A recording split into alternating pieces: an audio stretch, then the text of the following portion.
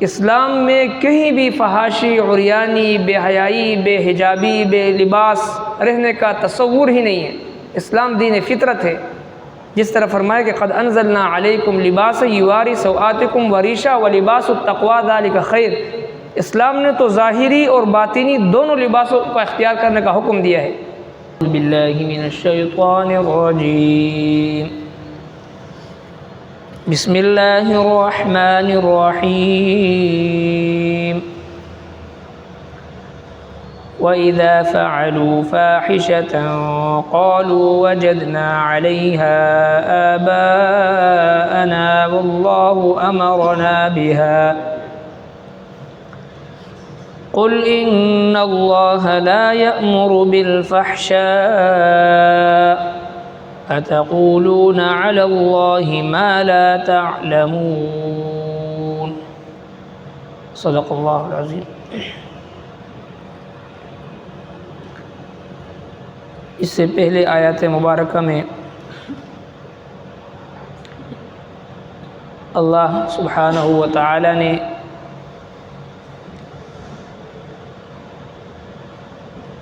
پوری اولاد آدم کو مخاطب کر کے فرمایا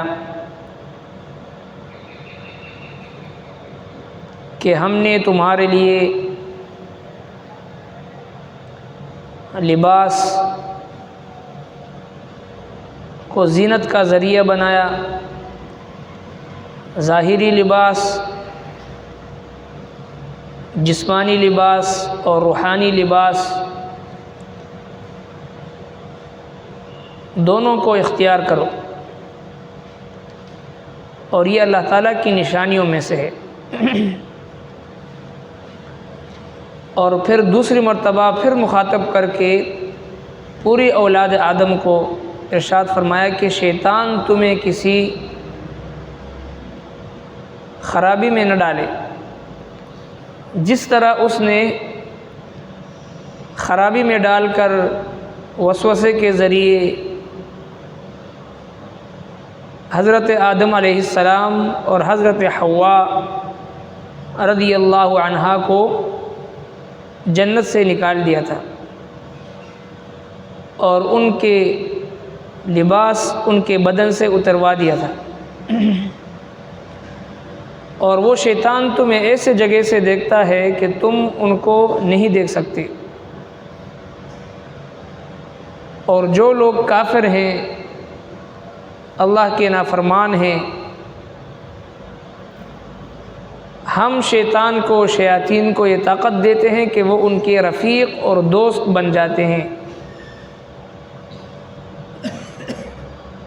اور اسی سلسلے میں لباس کی اہمیت کو بیان کرتے ہوئے اس آیت مبارکہ میں رب کائنات فرماتے ہیں کہ وہ لوگ جو فحش کام کرتے ہیں اور پھر کہتے ہیں کہ ہم نے اپنے آباء و اجداد کو اس کام کو کرتے ہوئے پایا ہے، اور ساتھ ساتھ اپنی طرف سے اس بات کا بھی اضافہ کرتے ہیں کہ اللہ جل شانہ نے ہمیں اس فحاشی کا حکم دیا ہے، نعوذ باللہ۔ میرے محبوب پیغمبر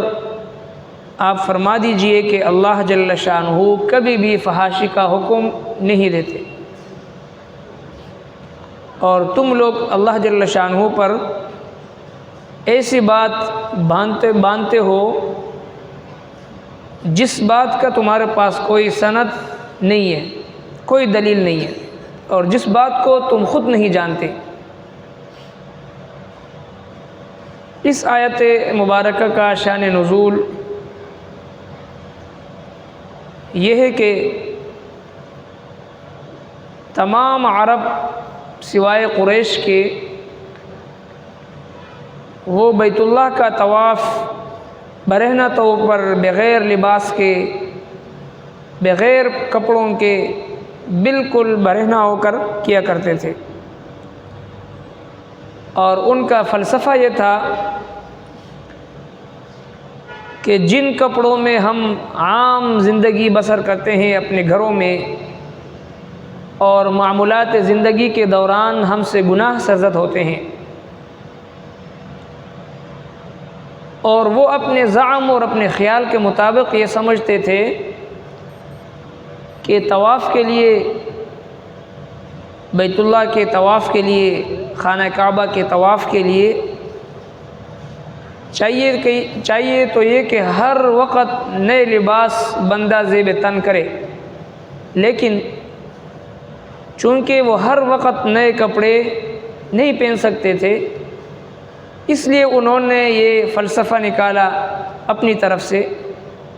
کہ وہ بغیر کپڑوں کے برہنہ ہو کر طواف کیا کرتے تھے، اور پھر اس بات کی نسبت کو وہ اللہ سبحانہ و تعالیٰ کی طرف جوڑتے تھے کہ نعوذ باللہ ہمیں اللہ جل شانہ نے ہمیں اور ہمارے آباء و اجداد کو یہ حکم دیا ہے کہ تم بغیر لباس کے، بغیر کپڑوں کے برہنہ ہو کر طواف کرو۔ حالانکہ اپنی ستر عورت کو دکھانا، ظاہر کرنا، یہ ایک ایسا فعل ہے کہ جس کی وجہ سے بندہ ملعون بن جاتا ہے، اور ایسا شخص جو اپنی ستر عورت کو کھلا رکھے، لوگوں کو دکھائے، احادیث مبارکہ میں اس پر لعنت کی گئی ہے، اور یہ فحاشی اور عریانی رب کائنات کے نزدیک انتہائی ناپسندیدہ اور ناجائز فعل اور عمل ہے۔ والذین یحبون ان تشیع الفاحشۃ فی الذین آمنوا لہم عذاب علیم فی الدنیا والآخرہ۔ سورہ لقمان، رب کائنات فرماتے ہیں کہ جو لوگ مسلمانوں میں فحاشی پھیلانے کے خواہش مند ہیں، اس کو پسند کرتے ہیں کہ مسلمانوں میں فحاشی پھیلے، ایسے لوگوں کے لیے دنیا اور آخرت میں عذاب ہے، بدترین عذاب ہے۔ لہٰذا جب رب کائنات ان لوگوں پر لعنت فرماتے ہیں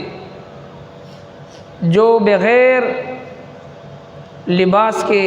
بغیر پردے کے اپنی ستر عورت کو اور اپنے پردے کو ظاہر کرتے ہیں، تو وہ یہ کیسے ممکن ہے کہ وہ لوگوں کو حکم دے کہ بھئی بغیر حجاب کے، بغیر ستر عورت کو چھپائے، بغیر کپڑوں کے برہنہ ہو کر مرد اور عورت سب طواف کریں؟ یہ ناممکن ہے۔ اور اللہ تبارک و تعالیٰ کی طرف وہ اس بات کی نسبت کیا کرتے تھے، وَإِذَا فَعَلُوا فَاحِشَةً،